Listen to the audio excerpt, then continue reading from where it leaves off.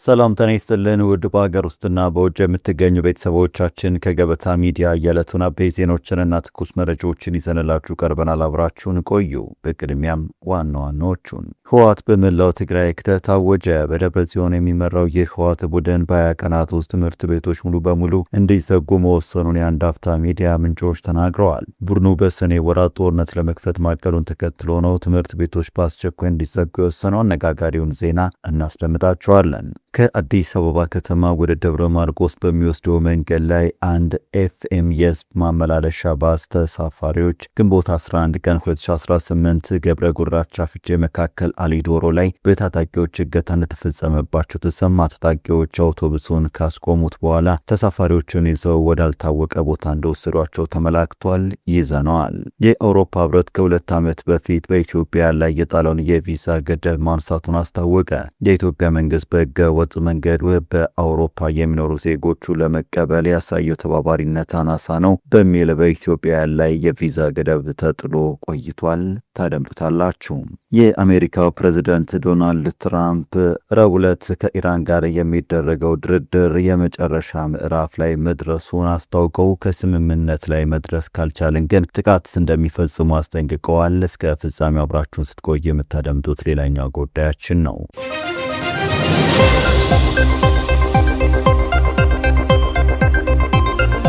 ቻናሉን ሰብስክራይብ፣ ቪዲዮ ላይክ በማድረግ እስከ ፍጻሜው አብራችሁን ትቆዩ ዘንድ በአክብሮት እንጠይቃለን። ወደ ቀዳሚ ጉዳያችን እናመራለን። ህወሓት በመላው ትግራይ ክተት አወጀ። በደብረ ጽዮን የሚመራው ይህ ህወሓት ቡድን በ20 ቀናት ውስጥ ትምህርት ቤቶች ሙሉ በሙሉ እንዲዘጉ መወሰኑን የአንድ አፍታ ሚዲያ ምንጮች ተናግረዋል። ቡድኑ በሰኔ ወራት ጦርነት ለመክፈት ማቀዱን ተከትሎ ነው ትምህርት ቤቶች በአስቸኳይ እንዲዘጉ የወሰነው። ለጦርነት እየተዘጋጀ መሆኑ የሚነገርለት ህወሓት በትግራይ ክልል ከመደበኛው ጊዜ ቀድሞ ትምህርት እንዲዘጋ ውሳኔ ያሳልፈዋል። ከፍተኛ የጦርነት ስጋት በተፈጠረበት ወቅት ትምህርት ቤቶች በአስቸኳይ ተማሪዎቻቸውን ፈትነው እንዲያሰናብቱ ጥብቅ ማሳሰቢያ ደርሷቸዋል የተባለ ሲሆን ግንቦት 30 ትምህርት እንዲዘጋ ሲል መመሪያ አሳልፏል። ትምህርት ቤቶች ከግንቦት 30 ቀድመው እንዲጨርሱ በክልል ትምህርት ቢሮ የተፈረመ ደብዳቤ ትዕዛዝ የወረደ ሲሆን ሁሉም ዞኖች፣ ወረዳዎችና ከተማ አስተዳደሮች እንዲያስፈጽሙ ትዕዛዝ እንደደረሳቸው የአንድ አፍታ ምንጮች ተናግረዋል። ደብረ ጽዮን ጀነራል ታደሰን አስወግደው የደጀን ቢሮን ከተቆጣጠሩ በኋላ ለመጀመሪያ ጊዜ ባደረጉት የካቢኔ ስብሰባ ስለ ዓመቱ የትምህርት ጊዜ ሰሌዳ መወያየታቸው ይታወሳል። ካቢኔው ስለ ትምህርት ውይይት ማድረጉ ከተገለጸ ከቀናት በኋላ ነው ትምህርት ቤቶች ተማሪዎቻቸው እንዲያሰናብቱ መመሪያ የተሰጣቸው። የዓመቱ ትምህርት ከመደበኛው ጊዜ 1 ወር ቀድሞ እንዲዘጋ የተወሰነው ክልሉ ጦርነቱ ውስጥ በገባበት ወቅት ነው። በዚህም ትምህርት ቤቶች ተማሪዎቻቸውን ከግንቦት 30 በፊት እንዲበትኑ መመሪያ በመውረዱ በነዋሪዎች ዘንድ የግጭት መቀስቀስ ስጋቱን ከፍ አድርጎታል። ትምህርት ቤቶች በተሰጣቸው ማሳሰቢያ ያዘለ መመሪያ መሰረት ከመደበኛ እቅድ ውጪ ለተማሪዎቻቸው ፈተና ሰጥተው ግንቦት 30 ለመዝጋት እየተዘጋጁ ነው። አብዛኞቹ ትምህርት ቤቶች የዓመቱን የተማሪዎች ፈተና ከሚቀጥለው ሳምንት ጀምሮ ለመስጠት እየተዘጋጁ መሆኑን ምንጮች ተናግረዋል። የዓመቱን ትምህርት ገና ያላጠናቀቁት ተማሪዎች በድንገት ፈተና ወስደው ትምህርት እንደሚዘጋ ከተነገራቸው በኋላ በወላጆች በኩል ስጋት ተፈጥሯል። ትምህርት ቤቶች ለምን ከመደበኛው ጊዜ 1 ወር ቀድሞ ትምህርት እንዲዘጉ ማድረግ እንደተፈለገ የሚያውቁት ነገር እንደሌለ ወላጆች አስረድተዋል። ምንም እንኳን ትምህርት ቀድሞ ለመዝጋት በቀጥታ የተሰጠ ምክንያት ባይኖርም ወላጆች የሰሙት ተባራሪ መረጃ ስለመኖሩ ይናገራሉ።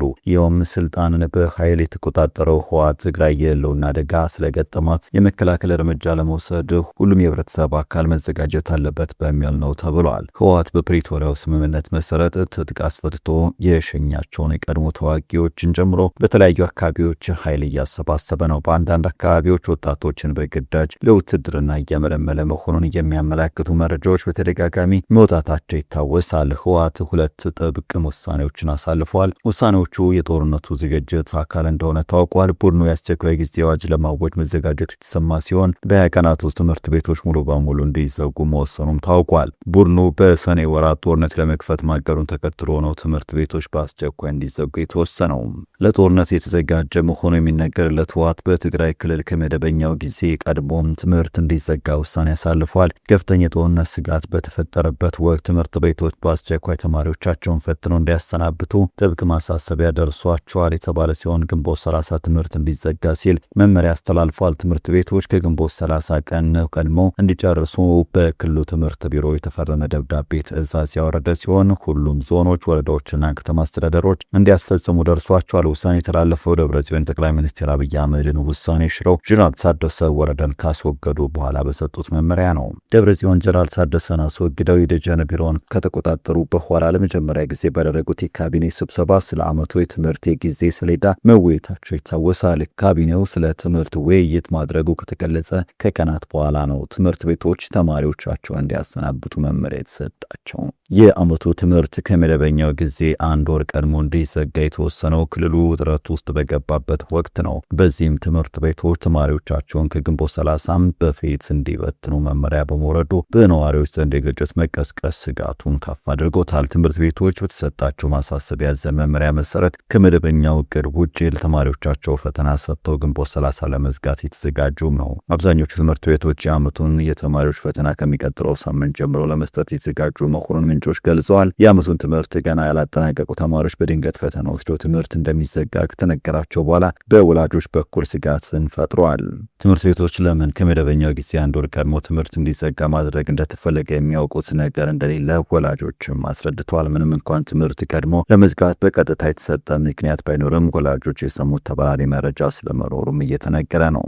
ህወሓት በፕሪቶሪያው ስምምነት መሰረት ትጥቅ አስፈትቶ የሸኛቸውን የቀድሞ ተዋጊዎችን ጨምሮ በተለያዩ አካባቢዎች ኃይልም እያሰባሰበ ነው። በቀጣይ መረጃችን ከአዲስ አበባ ከተማ ወደ ደብረ ማርቆስ በሚወስደው መንገድ ላይ አንድ ኤፍኤም የህዝብ ማመላለሻ ባስ ተሳፋሪዎች ግንቦት 11 ቀን 2018 ገብረ ጉራቻ ፍቼ መካከላሊ ዶሮ ላይ በታጣቂዎች እገታ እንደተፈጸመባቸው ተሰምቷል። ታጣቂዎች አውቶቡሱን ካስቆሙት በኋላ ሳፋሪዎቹን ይዘው ወዳልታወቀ ቦታ እንደወሰዷቸውም ተሰምቷል።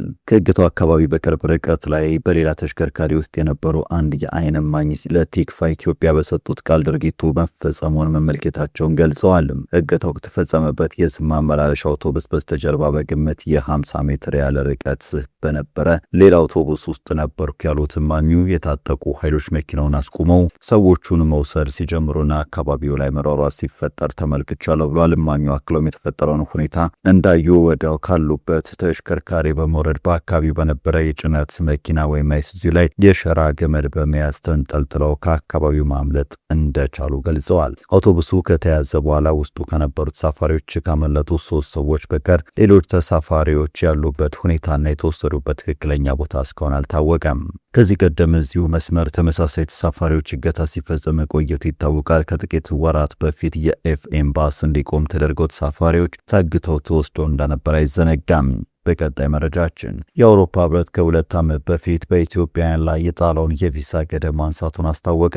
የኢትዮጵያ መንግስት በህገወጥ መንገድ በአውሮፓ የሚኖሩ ዜጎቹን ለመቀበል ያሳየው ተባባሪነት አናሳ ነው በሚል በኢትዮጵያውያን ላይ የቪዛ ገደብ ተጥሎ ቆይቷል። የአውሮፓ ህብረት ምክር ቤት በድረ ገጹ በወጣው መግለጫ በህብረቱ አባል ሀገራት ውስጥ በህገወጥ መንገድ የሚኖሩ ኢትዮጵያን በመለየትና ወደ ሀገራቸው በመመለስ ረገድ መሻሻሎች ስለታዩ ገደቡ እንዲነሳ ተወስኗል። በአውሮፓ ሀገራት በህገወጥ መንገድ የሚኖሩ ስደተኞች ሀገሮቻቸው የማይቀበሏቸው ከሆነ ሀገራቱ ለመተባበር ፈቃደኛ ካልሆኑ የቪዛ እገዳ እንደ ጫና ማሳደሪያ መንገድ ይጠቀምበታል። የአውሮፓ ህብረት ምክር ቤትም በአውሮፓ ህብረት ህግ ስር ያሉና ለኢትዮጵያውያን ቪዛ ለመስጠት ይውሉ የነበሩ አሰራሮች ላይ ገደብ ማድረጉ ያስታወቀው ሚያዝያ 21 ቀን 2016 ነበረ። በአውሮፓም በህገወጥ መንገድ የሚኖሩ ኢትዮጵያንን በመለየት የጉዞ ሰነድ በማዘጋጀትና ወደ ኢትዮጵያ በመመለስ ረገድ ያለው አሰራር መሻሻሉን ምክር ቤቱ በወጣው መግለጫ አስታውቋል። ህብረቱ ከኢትዮጵያውያን ጋር ያለው ሁለንተናዊ ግንኙነት መሻሻል ማሳየቱም ተጠቅሷል። የአውሮፓ ህብረት ጥሎት በነበረው እግድ ምክንያት የህብረቱ አባል ሀገራት ኢትዮጵያን በሚያቀርቧቸው ማስረጃዎች መሰረት ቪዛ ሲጠይቁ የሚያስፈልጓቸውን የቅድመ ሁኔታዎች ማንሳት አይችሉም። በቀጣይ መረጃ የአሜሪካው ፕሬዝዳንት ዶናልድ ትራምፕ ረቡዕ ከኢራን ጋር የሚደረገው ድርድር የመጨረሻ ምዕራፍ ላይ መድረሱን አስታውቀው ከስምምነት ላይ መድረስ ካልተቻለ ግን ጥቃት እንደሚፈጽሙ አስጠነቀቁ።